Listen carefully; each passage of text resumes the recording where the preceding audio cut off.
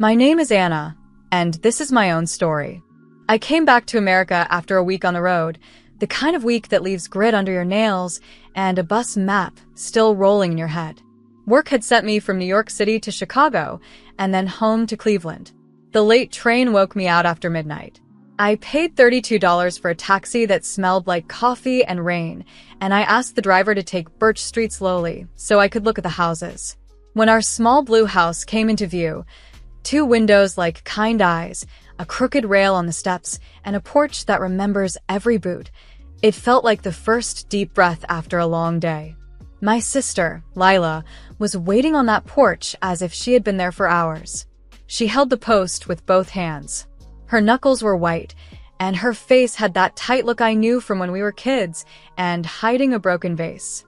I waved and dragged my suitcase over the same crack in the walk that always tries to trip me. The wheels rattled in their old, friendly way. "Hey," I said, smiling just because I was home, because this was America and our little house, and the night was kind. I thought she'd smile back. She did not. Her mouth trembled, and her eyes flicked to the door and back to me like a bird that cannot choose a branch. I set my bag on the first porch plank.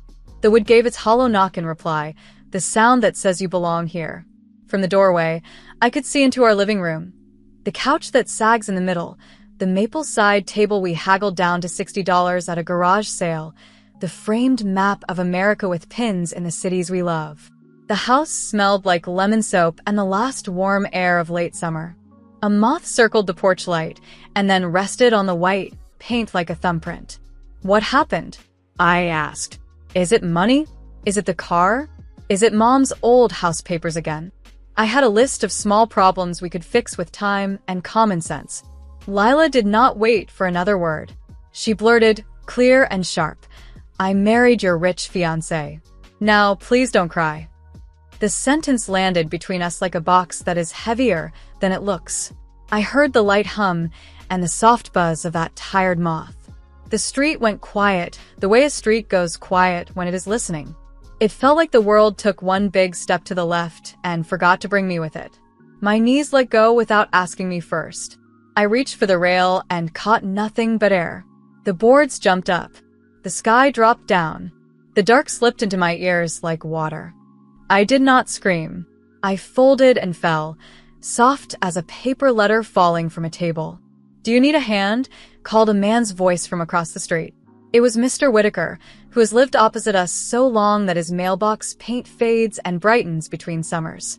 "I've got her," Lila said, and she did. She is smaller than me, but shock gives people a kind of borrowed strength. She got me inside and onto the old couch. She slid a pillow under my neck and tucked the throw over my legs. A cool cloth found my forehead.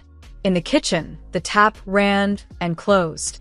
In the hall, the clock counted seconds like coins on a wooden table. The house did the thing old houses do when they love you. It held me, and it did not ask any questions. When I woke, I rose through the dark the way a diver swims toward light. It was still night, or maybe the edge of morning. The room had that thin blue color that knows the sun is near. Lila stood in the doorway with a glass of water and eyes that had cried and dried and cried again. I opened my mouth to ask the time, or to ask if she was hurt, or to ask if this was a dream. Instead, I laughed. It came out wild and bright.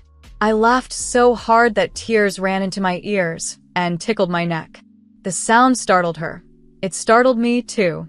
"Anna," she said, scared and cross at once. "Don't. Please don't." She thought I had broken. I understood why. But the laugh did not come from shock. I said her name softly. "Lila." My voice sounded steady and older. She hurried to the chair and did not lean back, as if a deeper seat might pull her under. She set the water on the maple table, and a thin line slid from the rim and made a small round coin on the wood. "You don't understand," she whispered. "I married him." "Grant." "There wasn't time to tell you. We went to the courthouse. He paid $120 for the license. I wore that plain white dress you liked because it felt simple and good. We did it quickly. I was afraid that if we waited, you would come home and it would hurt you more." She wiped her eyes with the heel of her hand, like a child. Please don't cry. Grant. His name lay in the room like a heavy coat thrown over a chair. I looked at the coat on the hook by the door. The one he bragged cost 400 pounds, the one that still held the clean, borrowed smell of a store that was not ours. He had a way of holding a wine list like it was a plan. He had a way of saying the names of cities, New York City, Chicago, Cleveland, as if each name alone could build a ladder to the life he wanted. He talked about money, as if money were a friend who might shake his hand and call him brother, if only he wore the right shoes. He could make a bill seem like a bouquet. He could make a price tag sound like a promise. I knew those tricks. I had learned them the hard way, number by number. Listen to me, I said, and I met her eyes and kept them. I breathed in and felt the house around us. Old wood steady under new paint, simple things in their places. The couch, the clock, the lemon soap. Each one is a small truth you can touch. You asked me not to cry, I said. I am not going to cry. I stood, slow but sure, and the room tilted and then settled, like a small boat that finds its balance. I pulled the curtain back with 2 fingers. Mr. Whitaker's porch light had gone dark. The street was empty. The blue in the window was a little thinner. Morning was coming even if it did not know it yet. I let the curtain fall and turned back to my sister. I'm not broken, I said. I'm free. The words surprised her. They surprised me too, but they were true in the way the rail is crooked and the step is chipped and the paint is blue. I wasn't happy that a promise had been bent out of shape. I wasn't happy that a wedding had been rushed like a sale on a street corner. I was happy because I knew something Lila did not know yet, something real and countable, measured in dollars and in facts and in the weight of a ring I had placed in a drawer before I left for Chicago. I stood there in our small American house, with the map of America on the wall and the smell of soap in the air, and I laughed again, not from pain but from joy, because I knew something Lila did not know yet. I sat up on the couch and told Lila we needed to talk, not fast, not loud, just steady. The house was quiet but strong around us, like a hand at our backs. I'm not going to cry, I said. I need to tell you what I learned before my trip. She pressed the damp cloth to her face and nodded. She looked small on the edge of the chair, as if one wrong word could push her off. The clock in the hall ticked like a calm heart. I thought of the pins on our map of America, of the porch boards that know our steps. I thought of truth, the kind you can count. Then I began. The first crack had shown up months ago, when Grant told me about a condo near the lake in Cleveland and a string of deals in New York City that would set us up for life. He wore a sharp navy suit on those nights, and he made sure to hang it where everyone could see. One evening, when I lifted the jacket to make room in the closet, a tag slipped out of the inner pocket, a rental slip, $1.20 a day, due back Monday by noon. He said the 700-pound watch on his wrist was a family piece, but the crown stuck, and the brand name was spelled wrong on the clasp. The car he posed with in front of the house had a dealer plate and a thin paper tag tucked in the back window. Later, I found the lease statement in his glove box, $1,200 a month for something that never truly belonged to him. Money talk came easy to him, like a song he had practiced. He would hold a menu like a stage prop and order the most expensive thing with a brave little nod. Then, when the server walked away, he would lean close and whisper that a payment was stuck, and would I mind sending him $85 just this once, because his account would clear at midnight. Once, at a fancy steakhouse on Euclid Avenue, he handed over his card with a flourish, and while the server was gone, he asked me to spot him a small bridge, his words, until a bonus landed. The bonus never did. When we got home, I found a folded bill in his coat pocket for the suit rental, 3 days at $120, a total $360, plus a late fee that made the numbers feel like a bruise. I told myself there was nothing wrong with wanting nice things. I told myself he was just trying, but wanting and pretending are not the same. The night I knew, truly knew, was a Tuesday on West 14th. He said he had to meet a buyer.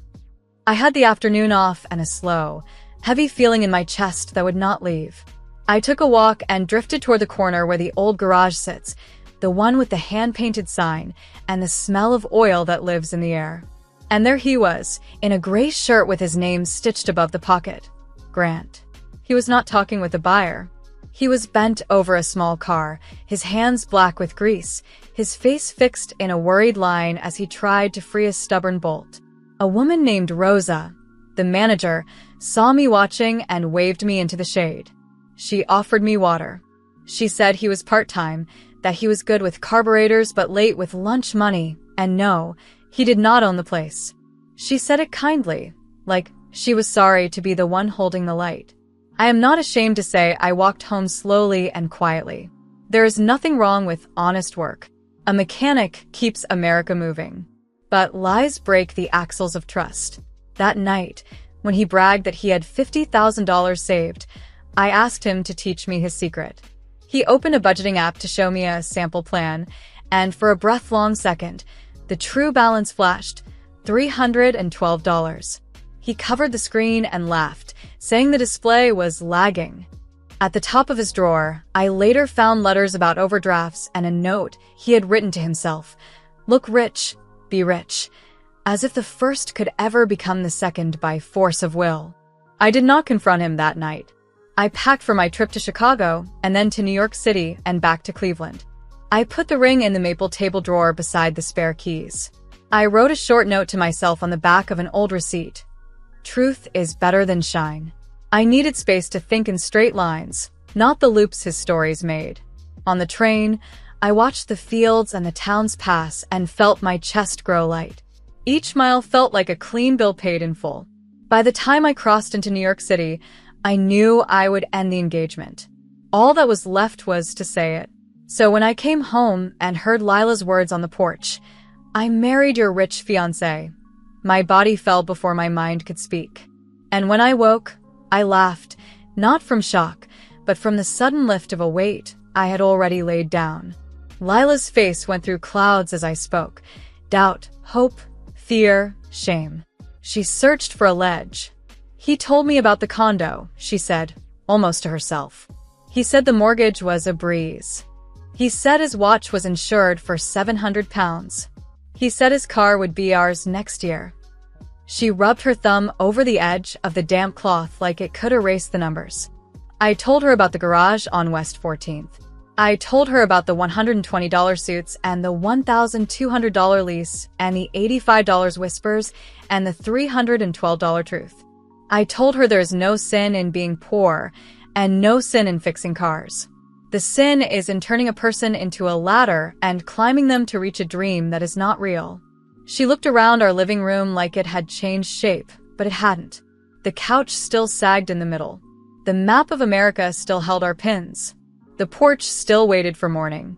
He said he loved me, she whispered. He said he loved you before that. I nodded. He loves the look of money, I said. He loves rooms where people believe. But love without truth is a costume. It will tear when you breathe. She shut her eyes and took a long, square breath and opened them again. Something steady moved into her face, like a light that had been behind a door all along. We sat there while the blue window turned gray, and then pearl. The city woke in small sounds. A truck on the far block, a bird on the gutter, a neighbor's kettle beginning to whisper. What do we do? She asked. I reached for her hand. First, we don't blame ourselves for someone else's show, I said. Then we count what is real. We have this house. We have our work. We have each other. We have the truth. She nodded, and a tear slid down, but it was clean, not the hot kind. I brought her the glass, and she drank. I laughed. I said, because I was free. The words settled in the room like coins in a jar, clear, simple, and ours. Outside, the light climbed our porch rail and, inch by inch, showed everything as it was. The mask had come off. When I finished telling Lila everything, the garage on West 14th, the rented suits, the 700-pound watch with a misspelled clasp, it was as if all the air left the room. Her lips parted, then closed again. She tried to stand, and didn't quite make it. Her knees buckled the way mine had on the porch, and I caught only her sleeve before she sank onto the rug and tipped sideways against the couch. For a breath, The house hummed in my ears, and I thought the lights had dimmed. I lifted her head to the pillow and called her name until her eyes fluttered open. When she focused on me, she made a small sound that I will never forget, a sound like a string pulled too tight. Then she cried into my shoulder, not loud, not dramatic, just steady tears that wet my collarbone while I held on and felt the truth settle around us like cold wind. The wind kept blowing in the days that followed. It came through the mail slot first, hard and unsentimental. A crisp envelope with a barcode, and his name brought a suit rental statement. 3 days at $120, a late fee, total $360, past due. Another bill arrived with a balance of $7,480 from a credit card he had assured Lila he kept, only for points. The car dealer sent a notice with red letters across the top. The monthly lease at $1,200 was 2 payments behind.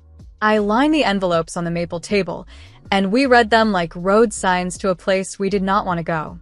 Lila stared at the numbers until they stopped being symbols and turned back into weight. It was not the money alone. It was the difference between the shine he sold and the brass we could afford. It was the proof that every boast had been a borrowed coat that would have to be returned. We did the ordinary, brave things people do when a life splits along a seam. Lila called the courthouse to ask what a quick marriage meant when it came apart even quicker.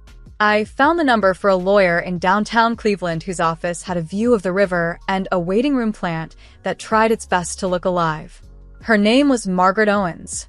She wore plain shoes and a plain gray dress, and she didn't mistake plain for weak. She listened without interrupting, then wrote down dates and totals and asked simple questions in an even voice. The consultation fee was $150, and as I counted out the bills at her desk, I felt oddly grateful to be paying for something that was real. Ms. Owens slid a thin packet across to Lila and pointed to the lines that mattered. "You will be fine," she said. "It will not feel fine at first, but you will be." While we waited for papers to be stamped and filed, the house changed color the way a lake does when a cloud passes. It had always been a little blue place on a little American street, but now the light seemed truer, like we had rubbed a film off the glass. We took the watch with a bad clasp from the hallway dish and put it in a drawer. We hung our coats on the hooks and left space where it used to sit and preen. I wrote out a list on a yellow pad. Cancel the florist for the celebration dinner he had promised yet never booked. Return a bottle of wine that had been bought on hopes. Call the bank to close the account he'd opened with Lila's name and a story about investment. Ordinary tasks, but each item checked off felt like dollars saved and breaths gained. Grant came by only once, which was once too many. He didn't knock like a man who belongs. He tapped like a salesman. I met him on the porch because that was where I had fallen, and it felt right to stand straight there. He looked smaller without the navy suit, like a sentence without the part that tries too hard. "Anna," he said first, and then Lila, when she appeared behind me. He had rehearsed an apology and said it on the step between us. He spoke about wanting more than the world had offered him, about learning to signal success, about believing that if he could just look the part, the dollars would follow, and love would follow the dollars. He said he loved me. Then he said he loved Lila, and in the space between those declarations, he asked if we could lend him $300 to square things so he could start clean. It was the truest sentence he spoke. Money sat in the middle of all the others like a throne. I told him no. I said it gently, and I said it once. I told him I didn't refuse because he was poor.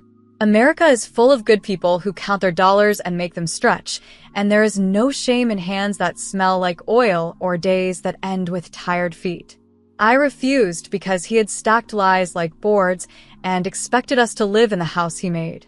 I refused because he had turned love into a ladder and people into rungs. I refused because every answer he offered us had a price tag tied to the end of it. He started to argue that a future together could still be built, that we could be partners, that he had plans, but the plans were the same fog they had always been. Lila stepped up beside me and said, in a voice I barely recognized as hers, "We are done." He looked at the porch rail where my palm had slipped, at the door that would not open to him again, and he left. By then, we had stopped trying to understand the performances and focused on the ledger of facts. Ms. Owens filed the papers in the third week. Lila signed her name with a hand that did not shake. The filing fee was $280, and I paid it without flinching. We made calls to cut the shared lines and to refuse responsibility for debts that were not ours. We returned the suit to the rental shop on Superior Avenue, and the clerk, a man with silver hair and kind eyes, thanked us for bringing it back clean. He had seen this story before. His nod said as much. On the way home, we bought 2 slices of pie for $9 from a diner that has been honest since the day it opened. We ate them at the counter with our coats still on, forks clicking on thick white plates. I felt the first true hunger I had felt in weeks. At home, I tacked a fresh pin on our map of America over Cleveland, not for a trip, but for a place survived. What truth costs, I wrote on a small card and slid the card behind the frame. The cost, as I counted it, was measured in dollars: $360, $7,480, $1,200, $150, $280, and in something harder to quantify, hours lost to worry, breaths taken shallow, a porch you can no longer step onto without remembering the drop. But the returns were real, too. The house felt honest again. Our names stood on our own feet. Lila's laugh, when it came back, had no wobble in it.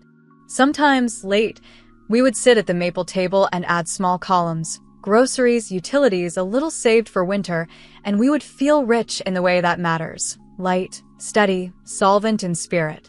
When the decree came by mail, 2 stapled pages in a plain envelope, Lila read it once and set it down. She did not cry.